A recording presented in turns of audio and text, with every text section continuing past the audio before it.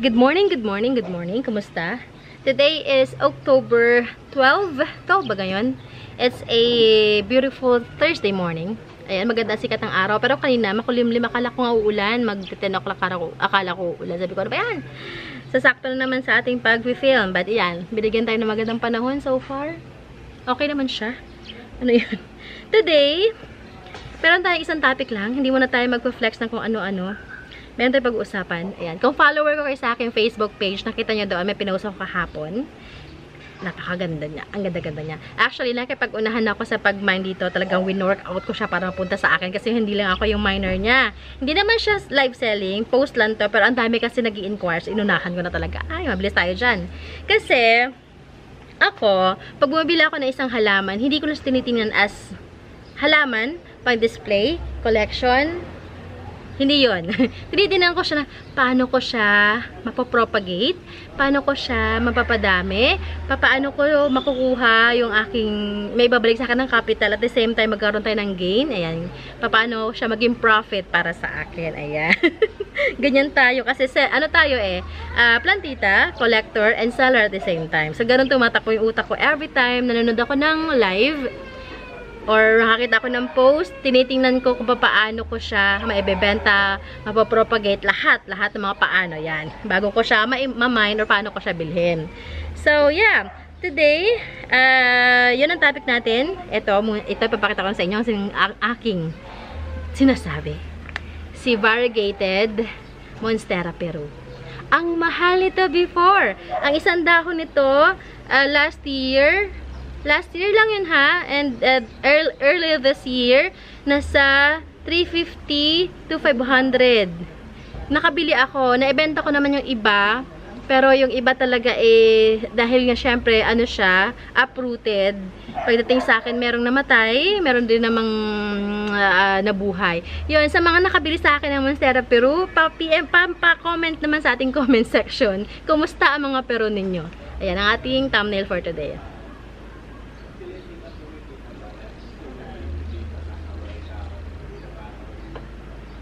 Ayan. Ito ang binili ko. Tingnan ko ano kalash. Siyempre, hindi ko ito ibibenta sa inyo ng ganito kalash. Kailangan natin kailangan natin siya paramihin para unang-una, may benta ko sa inyo na mas mura. Pangalawa, may maiwan sa akin para naman maging source natin ng ating mga susunod pa na mga pangbenta. Ayan. Ipopropagate natin to. Now, nakapag-prepare na ako ng ating soil mixture. Ayan. And ito pala nakakatawa. Sabi ko, actually 2 months ago, may in-order ako sa Lazada. Akala ko, makapal siya. Pagdating sa akin, kanina ko lang kasi binuksan after 2 months. Ano pala siya, para siyang seedling bag na transparent lang. Gusto ko sanang ito, para kita ko ba yung formation ng mga roots. Pero sige, ilaban na natin to. Binutasan ko na rin siya na maliliit sa gilid kasi isa lang yung butas niya dyan. And also, umorder lang ako ng Leca balls. Leca, ayan. Sa mga familiar sa Leca, ito siya. Haluan natin ng Leca, ha? Tingnan natin. First time kong gumamit ng Leca. Kasi nga, bago ko to in-order, may iniisip akong gagawin sana. Nangyari nga mga hindi inaasahan. Na hospital tayo for almost a month. So, hindi ko nagawa yung plano ko. So, try natin ituloy ngayon. Kasi magpo-propagate kasi sana ako using Leca. Yan, Leca balls. Wait ha, gupitin natin to. Ayaw niyang magbigay. Yan. So, try natin. Hahaluan lang natin. Hindi natin ipurong Leca. Kasi mahal si Leca. Leca. So, yan. Pakita ko muna sa inyo yung Leca.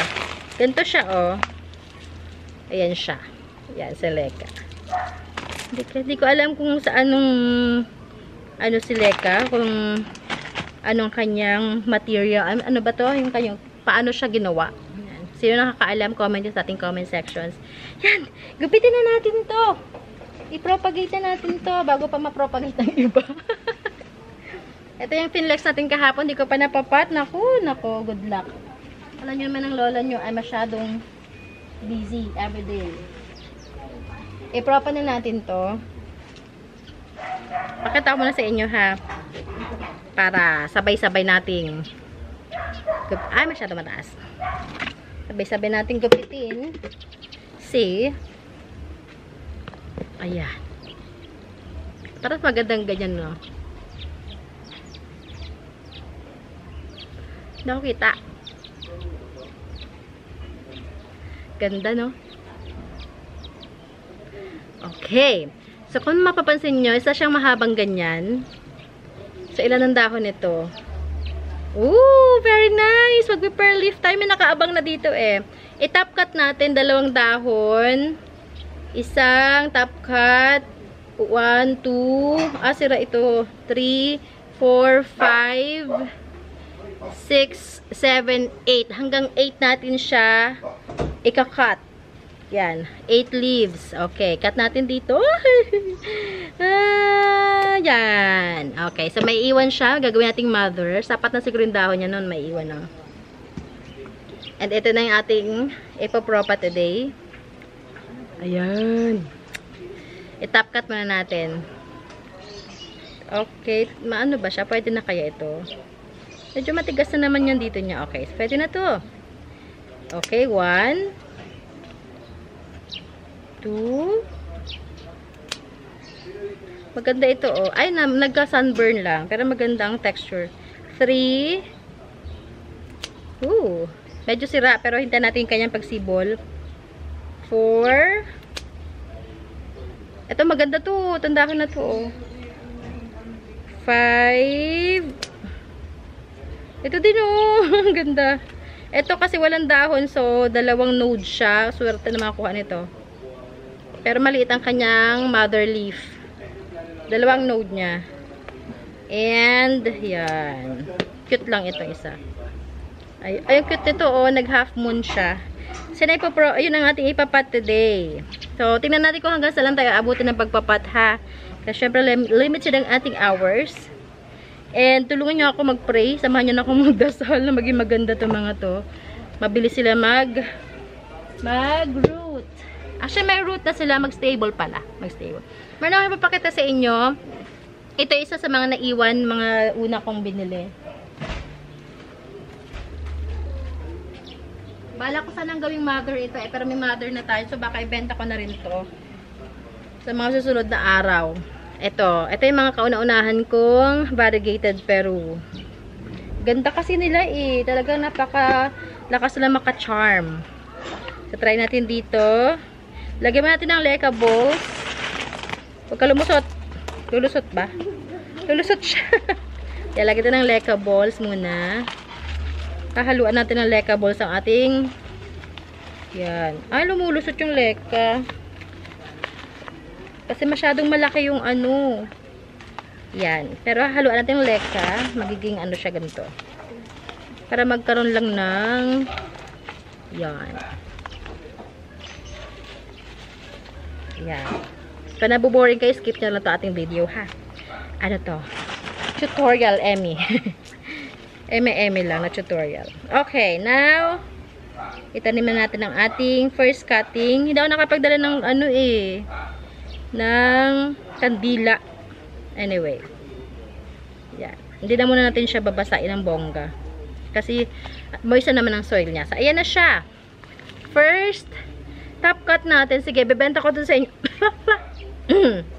Sige, benta ko na to sa inyo ng 285. Top cut, 2 dahon.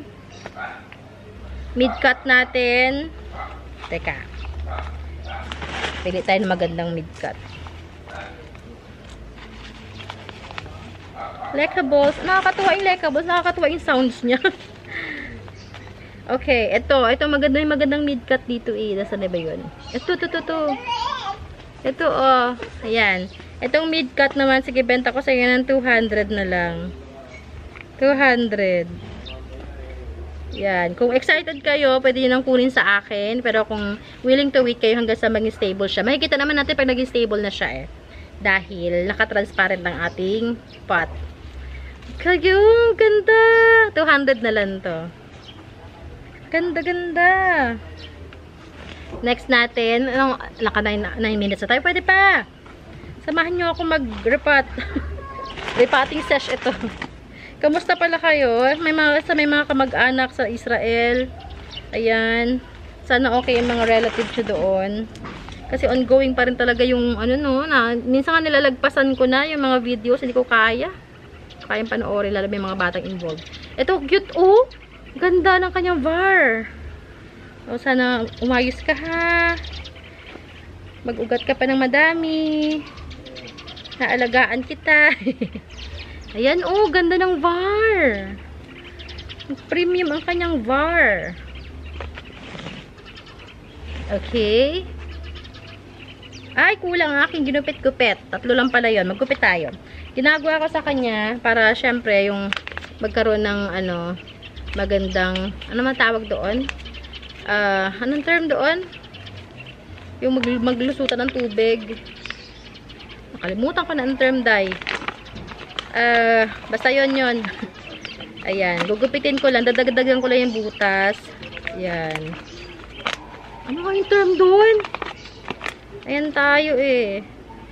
Nakalimutin tayo eh. Basta dadamihan nyo yung butas lang talaga ng inyong mga pots. Speaking of butas ng pots, may nakalimutan ako.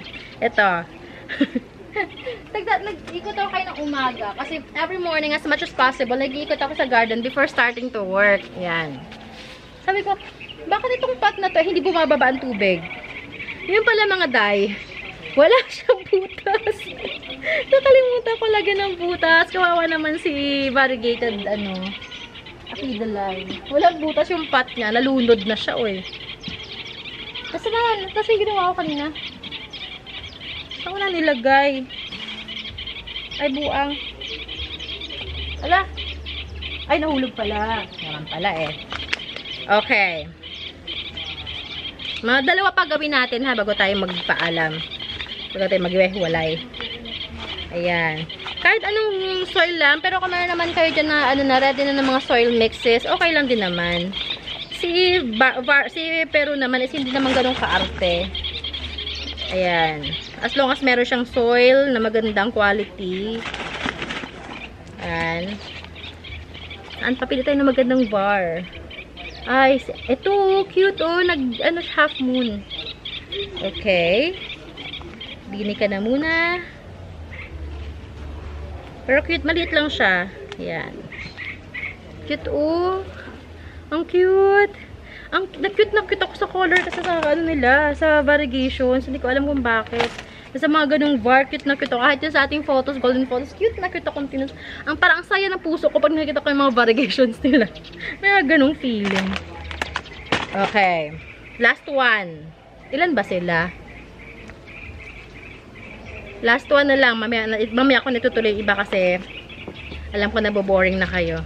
Pero ito ay sa mga mga bagong dating sa ating channel. Speaking of mga bagong dating, pa-subscribe naman ako. Diba dami na tayo, nasa 9,400 plus na tayo, ganyan. 9,400 ba? 9,300. Basta ganun. Pa-subscribe naman. And pa-share na ako ng ating mga videos. Ayan. Kung gusto nyo magpa-reserve, message nyo agad ako ha. Para mailista ko. Ililista ko na yung pangalan nyo agad sa mga bawat pot. Yan. Para hindi ko kayo makalimutan.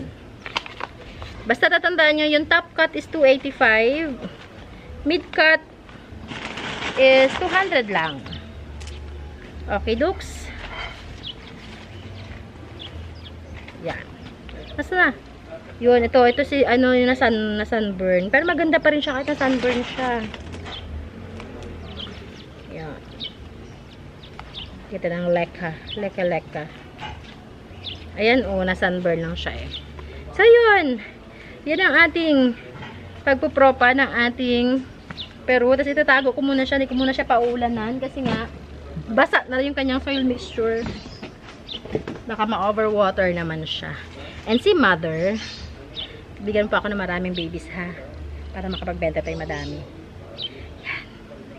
So yun lamang, maraming salamat sa pagsama sa atin today. Yan, message nyo ako ha kung gusto nyo magpa-reserve. Tapos pwede nyo balikan yung mga previous vlogs natin, previous video natin kung meron kayong nakita mga halaman doon na malay nyo available pa. Bukas, may papakita ulit ako na isa pang plant. Ang ganda ng var niya talaga. Basta, bukas na lang yun. And yeah, message nyo ako. Reservations, inquiries, yes. And yeah, nasa description box naman natin ating Facebook page link. Andiyan din ang phone number ko. Nandiyan ang ating Instagram. Message nyo ako doon. Okay? Kita-kits tomorrow. Same time, hopefully. And ingat kayong lahat. Bye everyone. God bless you all. Dubi ng kamay ko.